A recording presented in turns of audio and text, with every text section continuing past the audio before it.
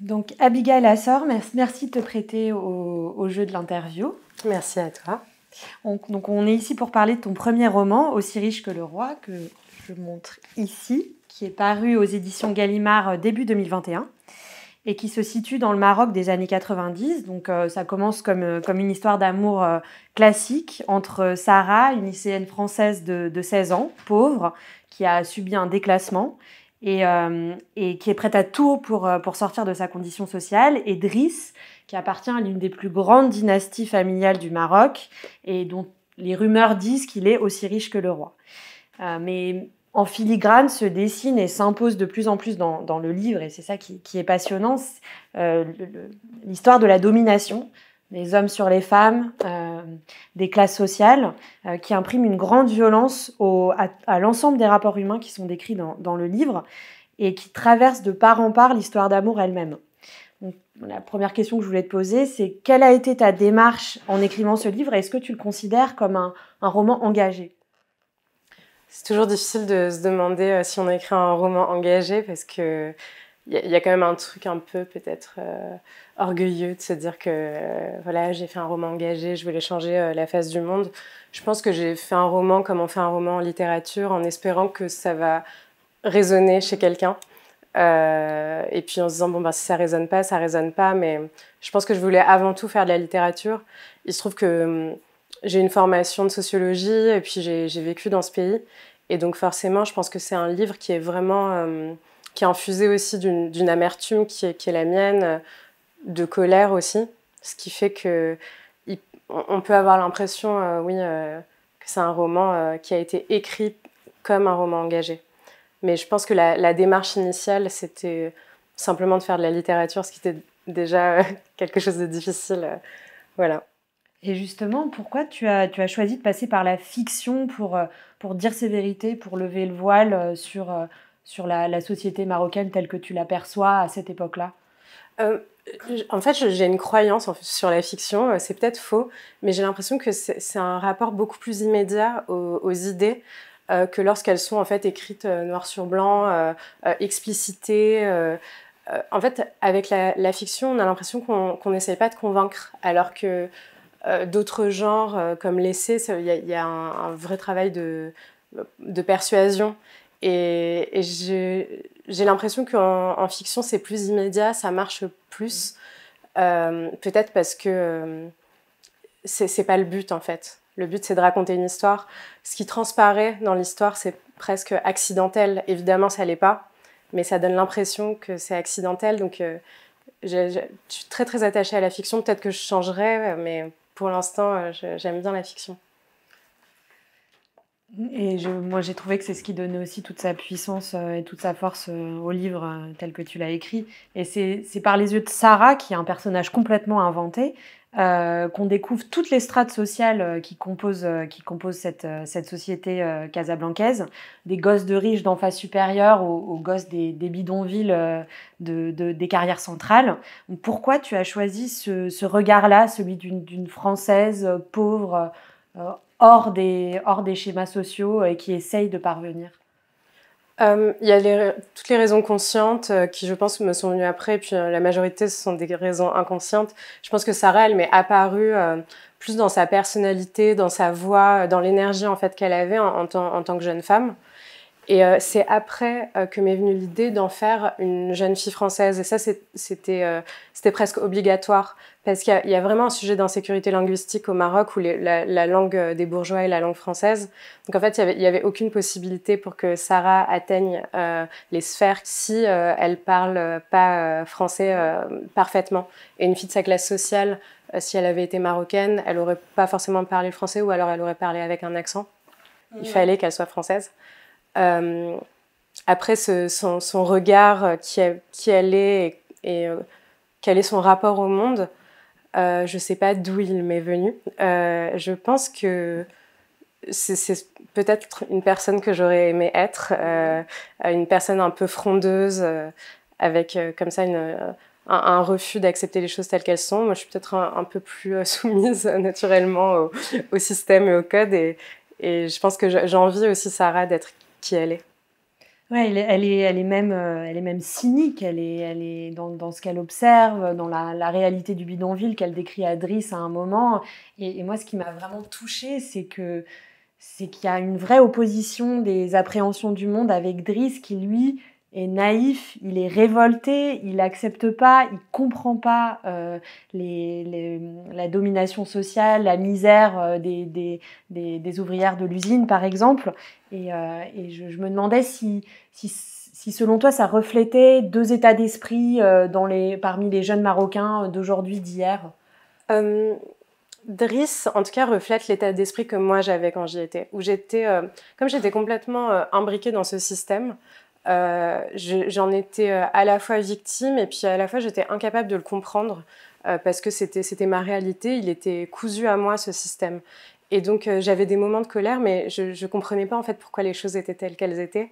Et j'avais pas du tout le recul nécessaire, les ressources nécessaires pour me rebeller, pour poser des questions, pour oui, prendre simplement un pas un peu plus loin et réaliser en fait la violence des rapports sociaux. J'étais en fait complètement immergée dans cette violence et je me la prenais peut-être pas en pleine figure parce que clairement je ne faisais pas partie des dominés, mais j'assistais à des moments de violence terribles. Et je pense que c'est ça que j'ai mis dans Driss. Alors que Sarah, c'est beaucoup plus le personnage qui vient détricoter en fait ce système et qui vient le questionner, le remettre en cause. C'est peut-être ce que j'aurais aimé faire à cette époque-là et que j'étais pas capable de faire et donc que j'ai fait 10 ans plus tard en écriture. Et du coup, est-ce que tu as l'impression que globalement, les Marocains, notamment jeunes et casablancais, se saisissent plus de ces problématiques, de ces thématiques qui sont la toile de fond du roman, c'est justement ce clivage social, mais aussi la violence policière, le regard masculin, la place des femmes dans la rue, dans l'espace public, etc.